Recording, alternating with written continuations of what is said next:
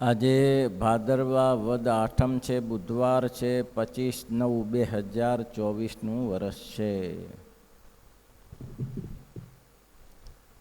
બોલો, આવું થયું. કાલે કયો પ્રશ્ન હતો કયો, પછી આગળ વધીએ. કાલે કયો પ્રશ્ન પૂછ્યો તો મુક્તાનંદ સ્વામીએ? હા, એ તો આગળ આવી ગયો. હા, એ બરાબર. એક મોક્ષનો તારે બીજો પ્રશ્ન, એટલે ત્રીજો પ્રશ્ન છે શિવાનંદનો. મુક્તાનંદ સ્વામી બીજો પ્રશ્ન પૂછ્યો, સ્નેહનું શું રૂપ છે? સ્નેહ કે સ્નેહનું રૂપ ચોંટવું. સ્નેહનું રૂપ શું છે? તો કે ચોંટવું. ગુંદરનો ઠળિયો લઈને આમ ઘા કરી બીજી આંગળી ચોંટે, ત્રીજે કપડામાં ચોંટે. ચોંટવાનો સ્વભાવ છે, ચોંટે જ. સ્નેહનું રૂપ. મહારાજ કે સ્નેહમાં પછી ત્યાગ ભાગ ન જોઈએ. અહીં સ્નેહ થાય કે અહીં મૂઢપણાનો સ્નેહ. મૂઢપણે પ્રીતિ કરવી એનું નામ સ્નેહ.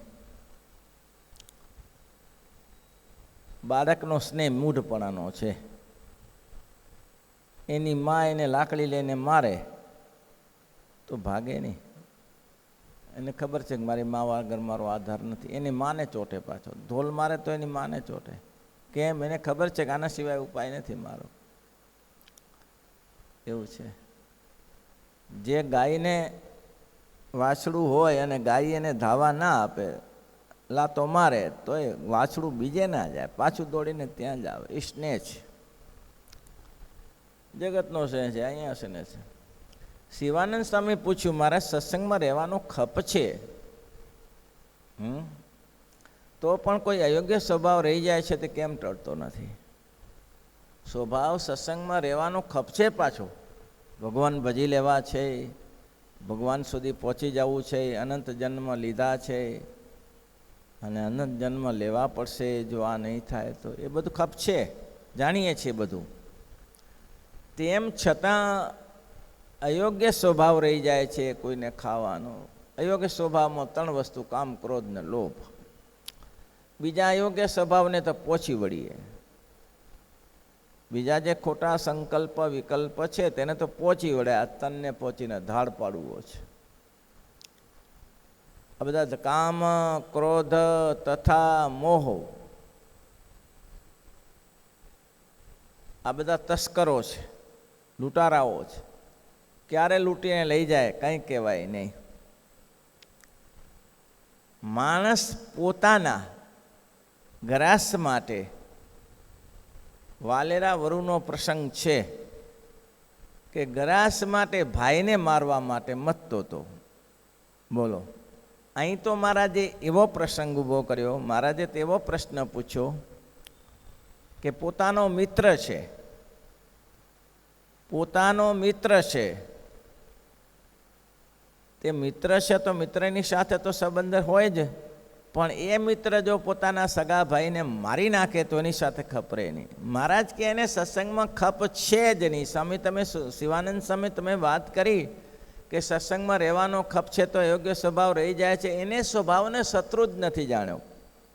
એને સ્વભાવ ગમે છે એવો. એને એવો સ્વભાવ ગમે છે. એટલા જ માટે એને એવો સ્વભાવ ગમતો હશે તો રહ્યો છે. બાકી જો ધારે તો ભાઈને મારી નાખે, કોઈ શત્રુ મારી નાખે તો ભલે પોતાનો નિકટનો મિત્ર હોય તો એને એની પાછળ મારવા દોડે. એને ઉડાડી દેવા સિવાય કંઈ ન થાય. એને મારી નાખવું કઈ રીતે, આ એક જ ધ્યેય હોય એને. કોઈ પણ રીતે, કોઈ ગામગ્રસ્ત માટે, કોઈ ઘરે સ્ત્રી માટે. પેલા તમને ખબર હોય એક સ્ત્રી માટે આખા મકાનોના મકાન તોડી, ગામના ગામ તોડી નાખતા હતા રાજા. એ સ્ત્રી માટે એ શું છે? પોતાને પ્રિય વસ્તુનો જ્યારે એ ન મળી શકે ત્યારે એને સ્ફોટ થયા વગર રહે જ નહીં. તો એક સ્ત્રી માટે ગામના ગામ ભાંગી નાખતા હોય તો પુરુષોત્તમ નારાયણને પામવા માટે શું ના કરી શકાય? કરીને દ્રઢ નિશ્ચય, કંઈ આગુ પાછું થાય જ નહીં. મારો પ્રભુ બેઠો છે. અરજણ બાપા કાઠિયાવાડના, બહુ સારા સત્સંગી, અનન્ય નિષ્ઠા, ગોપાળાનંદ સ્વામીનો સમાગમ કરેલો. આ ભાઈ તે દીની વાત છે. ગોપાળાનંદ સ્વામીનો સમાગમ કરેલો. બાપાની ખેતી 4 વીઘા, 400 વીઘા, 400 વીઘા કપાસ થાય, બધું અલગ અલગ વસ્તુ વાવે. એક ઘોડી રાખેલી એને, અને ઘોડી એ પરગણામાં ક્યાંય ન મળે એવી ઘોડી, ગમે ત્યાંથી ઉડાડીને એના માલિકને બચાવી લે આવી ઘોડી. હવે ત્યાં એક ભૂરાવાલો, એનું અટક ભૂરાવાલાની હતી, એ માથા ભારે હતો. એ ભૂરાવાલાને નક્કી કર્યું કે આ અરજણ દોહાની ઘોડી લેવી છે આપણે, આવી ઘોડી બીજે મળે નહીં. શું ના કરી શકે માણસ, અને નિષ્ઠા જુઓ, એક ઘોડી માટે અરજણ દોહાને મારવા તૈયાર થયો. અને દોહાની નિષ્ઠા, અરજણ કાકાની નિષ્ઠા જુઓ, મારો ભગવાન જે કરે એ થાય. તે ભૂરાવાલો આવ્યો કે મને ઘોડી જોઈએ બાપા 2 દિવસ માટે. અરે ભાઈ, તમે ઘોડીની વાત કરો છો, પણ મારે 400 વીઘાનો ગ્રાસ છે, હું કંઈ ચાલીને પહોંચી ન વળું હો, ઘોડી તો તમારે ન લઈ જવાય. હવે ભૂરાવાલાને માથા ભારે ધાડ પાડું માણસ, એને કોઈ કહી ન શકે, એને ના જવાબ દો તો તલવાર લઈને ફરે, કરું શું હવે? કે ઘોડી તો હું લઈ જઈશ. તો ભાઈ લઈ જાઓ, તારે 2 દિવસમાં પાછી આપી જાજો, મારા હવે પગ કામ નથી કરતા, આટલી જમીનમાં ફરી ન શકાય. હું તો લઈ ગયો, 15 દિવસ ત્યાં ઘોડી પાછી ના આવી. ફરિયાદ કરી ચોકીમાં કે ભૂરાવાળો મારી ઘોડી લઈ ગયો છે, પાછી લાવતો નથી. આ ફરિયાદ કરી કેમ? અરજણ કાકાએ મારી ફરિયાદ કેમ કરી? એને વારે ચડ્યો. છોકરો એનો કાનજી ખેતરમાં પાણી પાતો હતો, ત્યાંથી પકડ્યો અને પકડીને તલવાર ઉગામીને મારી નાખીએ. અરજણ કાકાને ચેતાવો કે કાં તો તમારો છોકરો પાછો જોતો હોય તો રૂપિયા 10,000 આપો. ઘોડી તો લઈ ગયો છે, રૂપિયા 10,000 આપો. અરજણ કાકા કે ઘોડી તો લઈ ગયો છે, 10,000 રૂપિયા ખેડૂતના ઘરમાં તે દિવસે 10,000 રૂપિયો એટલે 500 રૂપિયા મળવા કાઠા હોય. 10,000 રૂપિયા પૈસા ક્યાંથી લાવું? એ ત્યાં ગામમાં આગળ બેઠેલો એના માણસોને કીધેલું કે હું બંદૂકનો ભડાકો કરું એટલે તમે આને ઉડાડી દેજો. પકડીને રાખેલો. અરજણ બાપાને કહ્યું જો નહીં થાય તો છોકરો જશે. એ તો મારો પ્રભુ બે, એ કંઈ ભૂરાવાલો ભગવાન નથી. લ્યો, આની ઉપર હોય નિષ્ઠા, આને કહેવાય. એ શું ના કરે, એ ભૂરાવાલો ભગવાન નથી. ભગવાન મારો સ્વામિનારાયણ, એ બચાવે. એ હું બચાવતો હતો, એ ભૂરાવાલો શું કરતો હતો? બોલો, આવું થયું. અને કહી દીધું કે ભાઈ અરજણ બાપા પૈસા આપવા તૈયાર નથી. એટલે આને બંદૂકનો ભડાકો કર્યો.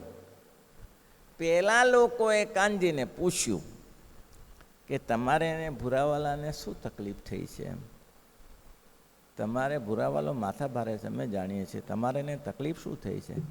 કંઈ નહીં બાપા, ઘોડી લઈ ગયો છે મારા બાપાની. મારા બાપાએ કીધું હતું કે તું આપી જજે. આપવા ના આવ્યો 15 દિવસ. એટલે પછી વાર વિનંતી કરી, નેમ છતાં ના આવ્યો. ઘોડી તો નહીં મળે એટલે પોલીસ ચોકીએ ફરિયાદ કરી. અમારી ઘોડી, એ જ કામ હતું, બીજું કામ હતું નહીં. અને ઘોડી મારા બાપા આપી શકે એવી છે નહીં, કારણ કે વછેરી અમારી જ છે. એટલે તો એવું છે. એમ તો તમને ને ભૂરાવાલાને કોઈ બીજા આર્થિક તો અમે શું ગરીબ માણસો આર્થિક રીતે કરીએ. એ લઈ ગયો. બોલ્યો કે આપણે એવા ભગવાનના ભક્તને બંદૂકથી ઉડાડી દઈએ, ભૂરાવાલો ચૂલામાં પડે. ભૂરાવાલાને જે થતું હોય થાય. આપણે ખોટા ભરાઈ પડીને એવા ભગવાનના ભક્તને આ ઘોડીએ મારી. એક તો મારો ઓલો ઘોડી લઈ ગયો છે, અને પાછો આને મારવા માટે નહીં આપણે આ કાંઈ કરી છે. અહીંથી ભાગી જા ભાઈ, જા. હા, અહીંથી ભાગી જા. ખોટા બંદૂકના ભડાકા કર્યા પેલા. ભૂરાવાલાને કંઈ પતી ગયું? હે, બધું પતી ગયું હો ભાઈ. બસ ત્યારે કે હવે એનો બાપો ઘોડી લેવા આવે.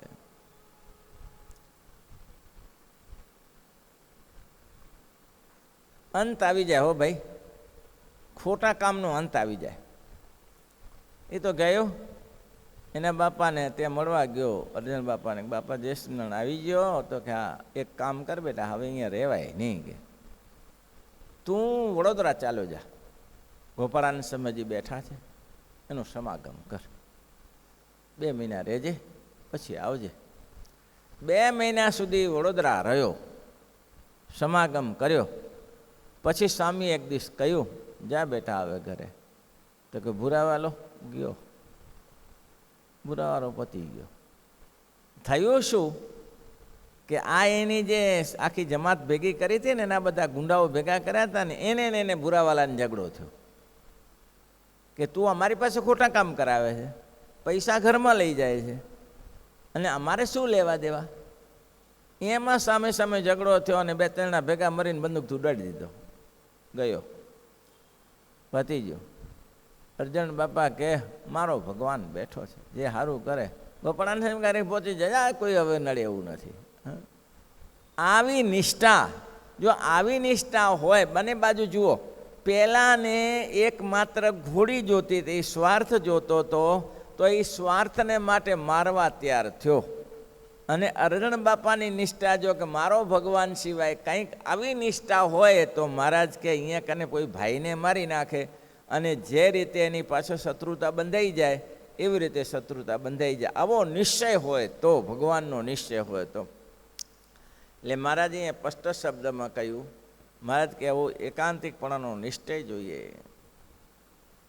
એનું માથું કાપવા તૈયાર થાય છે, શત્રુનું માથું કાપવા તૈયાર થાય છે. આવું છે ત્યારે.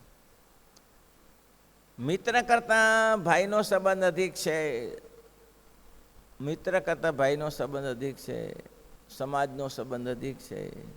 અત્યારે તમે જોતા હશો કે સમાજવાદીઓ બહુ સેવા કરતા હોય, લગ્નમાં ને આમાં ને, સમાજનો અધિક છે. ગુરુકુળનો પ્રસંગ પછી, સત્સંગ પછી પણ પેલું સમાજનું હોય બધાને, એમાં ઊંચા થઈને દાનો લખાવતા હોય છે સમાજનું. કારણ કે અને તેમાંય પાછું પોતાનું ગામ હોય તો વધારે થાય, ગામમાં વધારે આગો પાછો થઈને લાખો રૂપિયા ખર્ચે. એક ભાઈ 5 રૂપિયા વાપરે નહીં, ગામમાં લાખ રૂપિયા વાપરી આવ્યો, ગામમાં વાપરે, બારે ના આપે. આવું છે. એટલે મહારાજ કે જેને જેની સાથે સંબંધ છે તેની સાથે બીજાને એને કોઈ અવરોધ કરે તો મારવા તૈયાર થાય છે. તો તમારો સ્વભાવ તમને અવરોધ કરે છે, તો તમે એની પાછળ કેમ પડી જતા નથી? તમે એની પાછળ કેમ ધોકો લઈને પડી જતા નથી કે છોડું નહીં આને? આનું કચરા ભગત બાજરી ઘઉં પીસે. હાલેડા પહેલાં તો તમને મશીનો તો ત્યારે આવ્યો, તો પહેલાં મશીનો હાલેડામાં ઘઉં પીસાતા. હાલેડા સમજો છો? 2 બળદિયા ગાડીમાં જોડ્યા હોય, ગાયો ભેંસો બધી પાછળ બાંધી દે, અને એના પગેથી કતરાય ને ગાડાના પેડાથી ઘઉં કતરાય, બાજરી કતરાય, એનાથી ઘઉં બાજરી ચોખ્ખી થતી. હવે એને ભૂખ લાગેલી કચરા ભગતને, એમ થયું કે ભૂખ લાગી છે, આજ થાકે લાગ્યો છે, સાંજે ઘરે જઈ થોડો ગોળ ખાઈ અને આરામ કરીશું. એને તરત વિચાર આવ્યો કે આવો રસાસ્વાદ મારે જોઈએ. હું તો સ્વામિનારાયણનો આશ્રિત છું. ખાવાના સંકલ્પ કરે છે મન. હું તો સ્વામિનારાયણનો આશ્રિત છું, મારામાં ખાવાના સંકલ્પ, ભગવાન ભજવાના સંકલ્પ હોય. અને ત્યાં જ બળદે કર્યો પોદરો, નાખ્યો મોઢામાં. ગોળ જ ખાવો છે ને, વાત છેલ્લી છે. થાય ભાઈ? ગાયનું છાણ મોઢામાં, ભેંસનું છાણ, બળદનું છાણ મોઢામાં નખાય? આવું થાય. આ શત્રુતા કે મારે આ બી સ્વભાવ રહી જાય છે, એ ક્યાંથી? શ્રીજી મહારાજે સરસ દ્રષ્ટાંત બતાવ્યું સ્વભાવ ટાળવા માટે. વીરદાસ પટેલ કારિયાણીના મહારાજ કારિયાણી હતા. તે વીરદાસ પટેલ કારિયાણી મહારાજના દર્શને આવ્યા. હવે દર્શન મેં તો ઉતાવળા આવડી જ જાય કે મહારાજના દર્શન કરી લઉં. ત્યાં જ હજી મહારાજના દર્શન કરવા જાય, ત્યાં પગથિયા ઉપર એનો કર્મચારી આવ્યો કે સાહેબ, તો કે હા. શેઠ? તો કે હા. વીરદાસ પટેલ ગામના મુખી હતા, એટલે પટેલ કહેતા બધા. પટેલ? તો કે હા. કયા ખેતરમાં ખેડવા જવું છે? ખેડ કરવી છે? કયા ખેતરમાં ખેડ કરવી છે? તો કે આપણું 100 વીઘાનું ખેતર છે ને એમાં. સારું, પૂર્વ દિશામાં 100 વીઘાનું ખેતર છે. સારું શેઠ. જતા જતા ઊભો રહે ઊભો રહે ઊભો રહે. એક વસ્તુ ભૂલાઈ ગઈ પાછી. શું? તું 20 ચાંસ લઈશ ને, 20 ચાંસ હાથી ચલાવીશ એટલે એક બૂંદ ઠોઠું આવશે.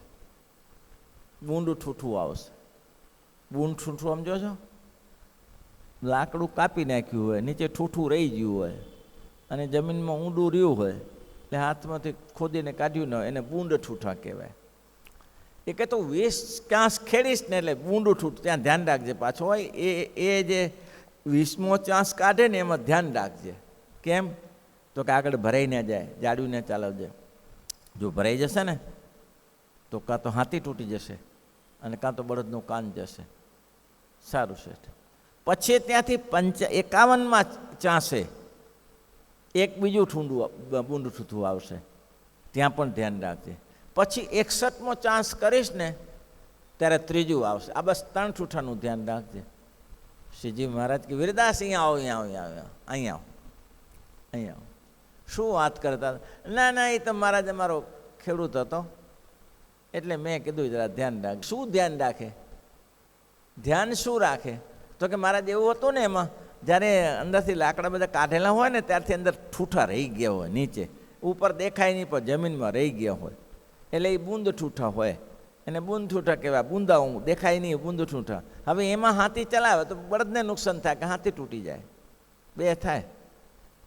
તે મહારાજ કે તમે શું કીધું? હા 20માં ચાંસે ધ્યાન રાખજે, 51માં ચાંસે ધ્યાન, 60માં ચાંસે એમ પણ ખાલી કહ્યું. સભાને મહારાજ કે જુઓ તો ખરા, જુઓ તો ખરા, આ માણસનું 100 વીઘાનું ખેતર છે. વીરદાસ પટેલનું 100 વીઘાનું ખેતર છે. સમર્થ પુરુષ હતા. સમર્થ પુરુષ એવા કે પસાય તો એ તળાવે, કાર્યાણી તળાવે સ્નાન કરતા હતા. સ્નાન કરતાં કરતાં એક પસાય તો ગામના મુખી જાણીને એમ કે લાવને ભગત છે ને મુખીએ છે, માલિશ કરી દઉં. તે પાછળ આવીને માલિશ કરવા લાગે. પસાતા પહેલાં માલિશ એ કરતા, તેલની બાટલી માલિશ કરી, વાંસે કર્યું એટલે કહ્યું કે ભાઈ, તો કે હા વાળન, તો કે હા, તું મારી સેવા મને નવડાવે છે તે હું ગામનો પટેલ છું એટલે માટે નવડાવે છે કે ગામનો આ ગામમાં હું ભક્ત તરીકે નવડાવું છું? તું મને નવડાવે છે કેમ? હું ભક્ત છું એટલે નવડાવે છે, સ્વામિનારાયણનો આશ્રિત છું એટલે નવડાવે છે, કે આ ગામનો મુખી છું, પટેલ છું એટલે નવડાવે છે? અરે બાપા, પટેલો તો ઘણાય ગયા. તમે ભગવાનના ભક્ત છો, તમારી સેવાથી અમને ભગવાન રાજી રહે. હા બસ, તો માની લે તે મારી સેવા કરીએ ને, અક્ષરધામમાં તને જતાં કોઈ રોકશે નહીં. મારી તાકાતથી તને કહી દઉં, જા બોલો, તાકાત જુઓ. તો એ ખેતી તો કરતા જ હતા ને, ખેતી નહોતા કરતા, વ્યવહાર તો કરવો જ પડે, પણ તાકાત જુએ નહીં. તો મહારાજ કે તમે સ્વભાવને ઓલાને બૂંદ ઠોઠાની ત્રણની ખબર છે, તો તમને તમારા સ્વભાવની ખબર જ નહીં તો સુધારો કેવી રીતે? સ્વભાવને શત્રુ ક્યાં જાણ્યો છે તમે? અને સ્વભાવને શત્રુ જાણ્યા વગર તો સ્વભાવ ટળે કેવી રીતે?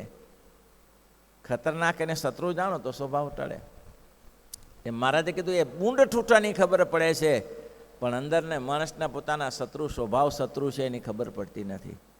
પોતાના સ્વભાવ શત્રુ છે એની ખબર પડે તો જેમ પોતાના ભાઈને મારી નાખ્યો અને શત્રુ મિત્રની પાછળ દોડાય છે, એમ એ સ્વભાવની પાછળ દોડાય. એવી શ્રીજી મહારાજે રૂડી રૂપાળી વાત કરી. કારણ કે મહારાજ કે મનુષ્યને મિત્ર કરતાં ભાઈમાં હેત વધારે છે, અને સત્સંગ ઉપર જો હેતને ભૂંડા સ્વભાવ તત્કાળ ટાળી નાખે. માટે શા માટે? જીવ તો અતિ સમર્થ છે અને ઇન્દ્રિયોનો રાજા છે. જીવ સમર્થ જેવો જીવ ક્ષેત્રજ્ઞ છે, બધાને જાણનારો છે, દેહ કાંઈ જાણે નહીં. જીવ સમર્થ છે, આખા દેહને નખશિખા પ્રેમ જાણે છે. અહીંયા લાગ્યું હોય ને પગે લાગ્યું હોય તો એમ થાય માથાની પીડા પહેલી થઈ ને પછી પગની પીડા થઈ, એવું થાય ને. તો એક કાળાવચ્છી જ પીડા થાય છે. તેમાં જીવ આખા શરીરને એક કાળાવતાને જાણે છે. જો ચેતકી રાખો તો ચેતી જવાય, ન રાખો તો ન ચેતી થવાય. નહીં તો બૂંદ ઠૂઠા જો નીકળી જતા હોય તો આ સ્વભાવ નીકળી જાય, એની પાસે કાળજી રાખવી પડે. ઇતિ વચનામૃતમ શ્રીપતિમ શ્રીધરમ સર્વદે